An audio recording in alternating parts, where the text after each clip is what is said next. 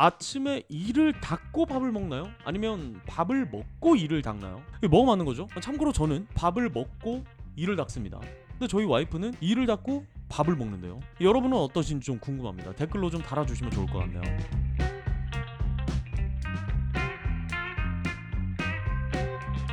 안녕하세요. 오늘도 하나 배우겠습니다. 내일은 민천재입니다. 자, 오늘도 역시나 쓸데없지만 어디가서 아는 척하기 좋은 이야기로 준비를 했습니다.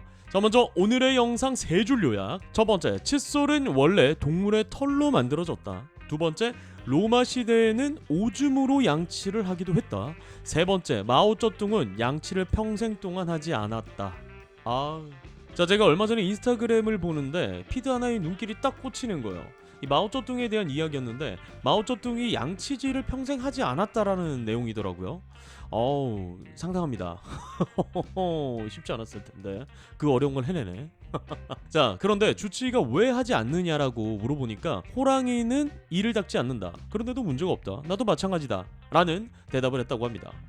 쩔죠. 정말 중2병 제대로 온 것 같습니다. 이게 근데 자신만 좀 찝찝하면 괜찮은데 이 입냄새가 엄청 났을 거 아니에요. 실제로 비서나 수행원들이 옆에 오래 서 있기가 힘들 정도로 구취가 심했다라는 기록이 회고록에 남아 있습니다. 그 정도로 정말 냄새가 많이 났다는 뜻이죠. 그래도 일말에 좀 양심은 있었나 봅니다. 아무것도 하지 않은 건 아니에요. 찻잎을 좀 오래 씹거나 진하게 우려내서 입을 헹구는 정도는 했다고 해요. 근데 사실 이게 타인을 위한 배려이겠습니까, 그죠? 자기 입 좀 텁텁하니까 찝찝하니까 한 거겠지. 그래서 입안에 충치나 정말 고름이 가득했다고 합니다.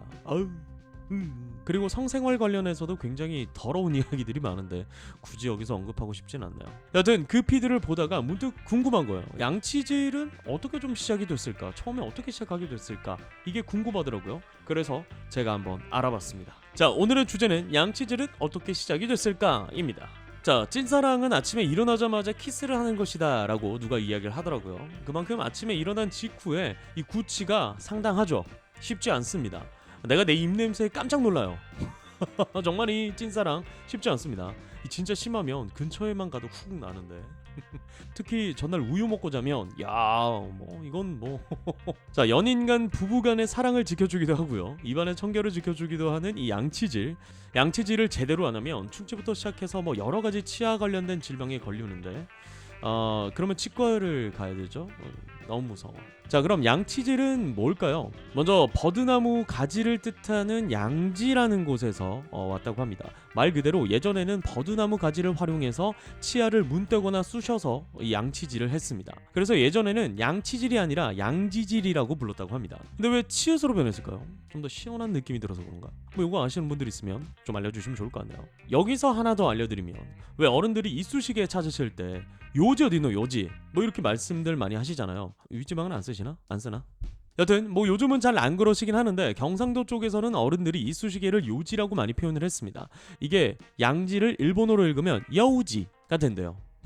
여우지. 일본에서도 마찬가지로 옛날에는 버드나무 가지, 그러니까 양지로 치아를 깨끗하게 했으니까 요우지라고 불렀겠죠. 그게 우리나라로 넘어오면서 요지가 된 거라고 합니다. 이게 쓰면 안 되는 표현인 거죠, 사실. 이쑤시개라는 표현을 사용해야 됩니다. 자, 그런데 양치질을 생각해보면 사실 칫솔이 먼저 만들어졌을 것 같잖아요. 왠지 치약 만드는데 어떤 특별한 기술이 좀 필요할 것 같지 않나요? 뭔가 좀 화학적인 어떤 가공이 좀 들어가야 될 것 같고, 뭐랄까요, 각종 재료들, 알 수 없는 향신료들이 좀 들어가야 될 것 같고, 좀 만드는데 어려울 것 같잖아요. 그런데 놀랍게도 치약이 먼저 만들어졌습니다. 그러니까 오늘날의 치약이라고 표현하기 좀 어렵지만 치약의 형태를 띠는 것이 생겨났어요. 치약에 대한 가장 오래된 기록은 기원 전으로 올라가야 돼요. 없는 게 없는 고대 이집트, 또집트에서 발견을 할 수가 있는데, 이 당시에는 황소의 발굽과 수액을 구워서 달걀 껍질이나 화산재 같은 것들을 갈아서 손으로 닦았다고 합니다. 그리고 시간이 좀 흘러서 식초나 부석의 가루 등을 섞어서 좀 개운한 맛을 더했다고 해요. 자, 그런데 여기서 아주 충격적인 이야기가 발견이 됩니다. 로마에서는 식초 대신에 소변을 섞어서 사용했다고 해요. 왜일까요? 그럼 매번 화장실 가서 소변 볼 겸 양치를 하고 오시는 건가? 산지 직송으로? 자, 그런데 이게 좀 더럽다고 생각이 들겠지만, 근데 이게 놀랍게도 깨끗하게 만들기 위해서뿐만 아니고 미용의 목적도 있었다고 합니다. 그리고 실제로 이게 효과가 있었대요. 실제로 암모니아 성분이 그런 역할을 해줬다고 합니다. 그리고 현대 치약에도 암모니아 성분이 좀 들어가긴 한데요. 그래도 저는 자, 더 재밌는 건 포르투갈 사람들의 오줌이 특히나 인기가 더 많았다라고 하는데 그 이유가 농도가 더 짙었기 때문이라고 합니다. 뭐 특별한 근거가 있었던 것 같진 않습니다. 뭐 어떤 추측에 따르면 예전에는 교통이 좀 발달하지 못했으니까 오줌을 받고 이동하는 동안에 이 발효가 되면서 좀 더 짙어진 게 아닌가라는, 그래서 좀 더 효과가 있다라고 느껴지는 것이 아닌가라는 이야기는 있더라고요. 뭐 약간 그런 느낌 아닐까요? 저희도 뭐 청국장이나 된장찌개 같은 냄새가 좀 나는 음식들, 좀 냄새가 좀 짙을수록 더 맛있다고 생각하지 않습니까? 약간 그런 느낌이 아닐까. 여튼 조선시대 우리나라 양치법은 신분에 따라서 좀 달랐습니다. 왕가나 양반들은 소금을 활용했는데 더 부유한 곳은 금가루에 소금을 섞어서 양치를 했다고 합니다. 소금이 향균 작용을 해서 구내염을 예방하는 기능이 있잖아요. 그리고 요즘에도 실제로 잇몸이 좀 아프신 분들은 소금으로 양치를 많이들 하시는데 실제로 이 소금이 굉장히 효과가 좋다고 합니다. 그런데 당시에는 소금이 굉장히 귀했잖아요. 그래서 일반 백성들은 소금을 활용할 수가 없었다고 해요. 일반 백성들은 그냥 모래로 양치질을 했다고 합니다. 이게 오히려 좀 더 꼈을 것 같은데, 근데 좀 개운했을지도 라는 생각이 좀 드네요. 약간 좀 거칠거칠한 게 때를 좀 벽거내는 사포의 역할을 하는 그런 느낌이지 않았을까요? 그런데 고대 이집트 때부터 로마 시대 이 오줌부터 모래 등등 뭐 여러 가지 치아 건강을 지키기 위해서 했던 행동들이 오히려 치아를 더 부식시키거나 잇몸을 다치게 했던 경우가 훨씬 더 많았을 것 같아요. 실제로 그런 경우도 많았다고 하고요. 그런데 오늘날의 치약의 발명은 생각보다 꽤 긴 시간이 흘러서야 모습을 갖추기 시작합니다. 18세기에 들어서야 화학과 의학이 발달하면서 치약의 형태를 갖춰가기 시작하는데 이때는 튜브에 들어가 있진 않았고 가루의 형태로 존재했다고 합니다. 그러다 보니까 쉽게 좀 눅눅해지고 상해서 보관이 굉장히 어려웠죠. 그래서 나 좀 산다 하는 사람들이 주로 사용을 했고 일반 평민들은 소다와 탄산수를 섞어서 많이 사용했다고 합니다. 그리고 우리가 아는 튜브 형태의 치약이 1892년에 발명이 됩니다. 자, 이때부터 튜브에 젤 형태로 담아서 제조가 되는데 또 대량 생산이 가능해지면서 가격이 훅 낮춰집니다. 그래서 대중화에 성공을 하죠. 우리나라는 1950년대에 미군 부대를 통해서 들어왔다고 합니다. 근데 이게 굉장히 비쌌고 말 그대로 미제잖아요. 정말 귀했대요. 그래서 우리나라에는 여전히 좀 산다는 사람들만 쓰고 있었고 일반 평범한 사람들은 소금으로 양치를 하고 있었다고 합니다. 근데 이게 1960년대에 국산화를 성공하면서 대중화가 되는데 좀 재밌는 이야기가 있더라고요. 일단 우리나라의 치약을 최초로 만든 회사는 LG화학의 전신인 락키화학이었습니다. 락키화학은 당시 럭키크림이라는 화장품을 개발해서 판매를 하고 있었는데 이게 당시 엄청나게 인기가 많았다고 해요. 정말 많은 사람들이 사용을 했는데 화장품으로서의 기능이 너무나 좋아서 이 당시에 우리나라 기술로 도저히 만들 수가 없는 것이다. 그래서 해외 제품이 아니냐라는 이야기가 나올 정도로 정말 좋은 제품이었다고 합니다. 럭키크림의 용기는 플라스틱으로 만들어졌는데 이게 최초의 플라스틱 용기였다고 해요. 우리나라에서는. 근데 이 플라스틱 용기를 만드는 기계가 엄청 비쌌대요. 럭키크림을 개발하고 제조하기 시작한 때가 1952년이었는데 이때 우리나라는 한국전쟁을 치르고 있었을 때였죠. 그럼에도 불구하고 락키화학의 창업주 구인의 회장은 과감하게 투자를 결정합니다. 그리고 다양한 플라스틱 제품들을 만들어서 판매를 했는데 유독 칫솔 판매만 저조했던 거예요. 왜 그럴까 이유를 좀 찾아보니까 당시 칫솔은 국내 생산이 되면서 가격이 좀 저렴했지만 치약이 해외에서 들어오다 보니까 가격이 너무 높았던 거예요. 그래서 칫솔은 뭐 저렴하게 살 수 있지만 치약을 못 사니까 아무런 의미가 없었던 거죠. 그래서 대중화에 굉장히 어려움을 겪고 있었다라고 합니다. 그걸 알게 된 구인의 회장이 치약을 개발하라고 지시를 한 거예요. 이때 구인의 회장은 치약도 한국인 맞춤형으로 개발을 해야 된다. 버터 먹고 사는 미국인들이랑 김치 먹고 사는 한국인들이 쓰는 치약은 달라야 된다라는 게 이유였죠. 그렇게 한국 사람 입맛에 맞는 치약을 개발하기 위해서 노력한 끝에 1954년 럭키 치약을 개발합니다. 그리고 미제 치약의 3분의 1 가격으로 판매를 시작해요. 출시 3년 만에 미제 치약을 먼저 씹어 먹고 국내 치약이 대중화가 되죠. 그리고 생필품으로 자리를 잡습니다. 물론 치약과 함께 칫솔도 그랬죠. 그렇게 1970년대까지 치약 시장의 95%를 차지하면서 쭉쭉쭉 성장해 나갑니다. 그리고 럭키 치약 광고 영상을 만들었는데 애니메이션으로 만들었던 거예요. 이게 또 엄청난 인기를 끌면서 판매에 도움이 됐다고 합니다. 여튼 그렇게 우리나라에도 치약의 대중화에 성공을 합니다. 자, 그렇다면 치약의 이야기는 만나봤으니까 칫솔의 이야기도 좀 만나봐야 되겠죠. 요즘에 칫솔이 굉장히 스마트해져서 내가 어딜 덜 닦았다 뭐 이런 것들도 나오더라고요. 굉장히 신기반기하죠. 자, 그런데 칫솔의 최초의 기록이 조금 애매해요. 그래도 뭐 아무래도 제일 최초는 손가락이지 않았을까 싶어요. 손가락으로 닦았겠죠.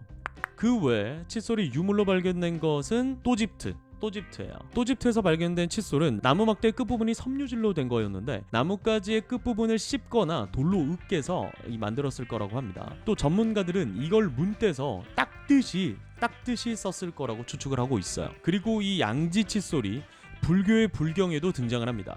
비구 18물이라는 게 있는데 이게 스님들이 수행에 필요한 물품들을 기록해 둔 거라고 해요. 여기에 양지가 등장을 합니다. 양지는 버드나무 가지를 말한다고 말씀드렸잖아요. 이 석가모니가 제자들이랑 대화를 하는데 입냄새가 너무 심해가지고 이 좀 닦으라고 버드나무 가지를 던져줬다고 합니다. 아 쉽지 않지. 아무리 수행을 많이 해도 그러니까 아가리 똥내 쉽지 않습니다. 이거 쉽지 않아요. 그런데 여전히 아프리카 일부 부족에서는 이런 방법을 여전히 사용하고 있기도 합니다. 여튼 최초의 양치질은 오늘날처럼 쓸어내듯이 뭐 이렇게 좀 빗자루질 하듯이 이렇게 쓸어낸 게 아니고 걸레질 하듯이 좀 닦아냈다라는 표현이 좀 맞겠네요. 그리고 그 뒷부분을 좀 뾰족하게 깎아서 이쑤시개 용도로 사용했던 흔적들이 남아있기도 합니다. 그리고 오늘날의 칫솔의 형태와 유사해지는 것은 1498년 중국의 황제가 사용한 칫솔에서 발견을 할 수가 있습니다. 정확하게 알 수는 없으나 현재까지 가장 오래된 기록이라고 미국 치과 협회에서 공식 인정을 했죠. 그 칫솔은 동물의 뼈에 멧돼지 털을 박아서 사용했다고 합니다. 왜 멧돼지 털이 좀 빳빳하게 그런 느낌이 좀 있잖아요. 그래서 이 양치질을 할 때 멧돼지 털을 사용했다고 합니다. 그리고 이게 유럽 쪽으로 넘어가서는 멧돼지 털은 좀 비위생적이라고 생각을 했던 거죠. 왜 일부 유럽 국가에서는 우리나라에서 욕을 할 때 강아지를 언급하는 것처럼 돼지를 언급하기도 하니까 그 정도로 좀 돼지의 이미지가 좋진 않죠. 그래서 억세고 좀 빳빳한 돼지의 털보다는 말갈기 등의 부드러운 동물의 털을 사용했다고 합니다. 그리고 현재 칫솔과 가장 유사한 형태가 탄생한 곳은 1777년대 영국의 한 감옥입니다. 이 당시 영국의 감옥에는 딱히 이렇다 할 치아 건강을 위한 용품이 없었다고 해요. 그냥 더러운 천조각으로 닦아내는 것이 전부였다고 합니다. 그런데 당시 폭동죄로 수감 중이던 윌리엄 에디스가 빗질을 하는 간수를 보고 한 가지 아이디어를 떠올려요. 당시 배급을 받았던 음식에서 나온 뼈 조각에 털을 끼워서 이를 닦는 거죠. 그리고 출소 후에 칫솔 회사를 창업합니다. 그리고 이게 대박이 나요. 당시 윌리엄의 칫솔은 코끼리 상아의 말갈기 털을 활용해서 제작을 했는데 이게 말만 들어도 아주 굉장히 고급스러워 보이지 않습니까? 코끼리 상아의 말갈기 제작 단가 장난 아니겠는데요, 그죠? 그리고 프랑스의 나폴레옹 역시 윌리엄이 만든 칫솔을 황금으로 제작해서 사용했다고 합니다. 근데 이게 이제 코끼리 상아의 동물의 털을 활용해야 되다 보니까 제작이 어렵고 말씀드린 대로 이 제작 단가가 장난 아니었겠죠. 그래서 일반 평범한 사람들이 사용하기에는 좀 무리가 있었습니다. 당시 양치질은 부자나 귀족들의 어떤 부의 상징 같은 거였다고 합니다. 그리고 현재 나일론 재질의 칫솔이 탄생을 하는데 그게 1937년 미국에서입니다. 미국의 화학회사 듀폰에서 처음으로 나일론 칫솔을 개발했는데 이 나일론 칫솔은 대량으로 생산하는데 문제가 없고 가격도 낮고 심지어 튼튼하고 오래 쓸 수 있었고 위생적이기까지도 했어요. 아무래도 당시 동물의 털로 만든 칫솔은 위생적이지 않았겠죠. 박테리아가 번식하기도 하고 치아 건강을 좀 오히려 망치는 경우가 좀 많았다고 합니다. 세균이 많이 번식하기도 했겠죠. 이 나일론 칫솔은 이마저도 완벽하게 해결을 했습니다. 당시 기적의 소리라는 별명을 가질 정도로 굉장히 많은 사람들에게 사랑을 받았다고 해요. 그렇게 치약과 칫솔이 발명이 되면서 현재 우리는 치약과 칫솔을 간편하게 또 저렴하게 사용할 수 있게 된 겁니다. 자, 오늘은 이 마오쩌둥의 이야기를 통해서 생긴 궁금증으로 칫솔과 치약에 대한 역사에 대해서 알아봤습니다. 사실 이제 이를 좀 닦으러 가야 되는데 이게 너무 귀찮네요. 내일 아침에 좀 찐사랑 테스트 한번 해봐야 되겠어요, 와이프한테. 근데 좀 궁금한 게 있습니다, 여러분. 왜 그 노래 있잖아요. 둥근 애가 떴습니다. 자리에서 일어나서 제일 먼저 이를 닦고 어쩌고 저쩌고 꼭꼭 씹어 밥을 먹고 가방 메고 인사하고 라는 노래가 있잖아요. 여러분 어떻게 생각하세요? 아침에 이를 닦고 밥을 먹나요? 아니면 밥을 먹고 이를 닦나요? 이게 뭐가 맞는 거죠? 참고로 저는 밥을 먹고 이를 닦습니다. 근데 저희 와이프는 이를 닦고 밥을 먹는데요. 여러분은 어떠신지 좀 궁금합니다. 댓글로 좀 달아주시면 좋을 것 같네요. 자, 그럼 다음에 또 쓸데없지만 어디 가서 아는 척하기 좋은 이야기로 찾아오도록 하겠습니다. 다음에 만나요. 빠잉.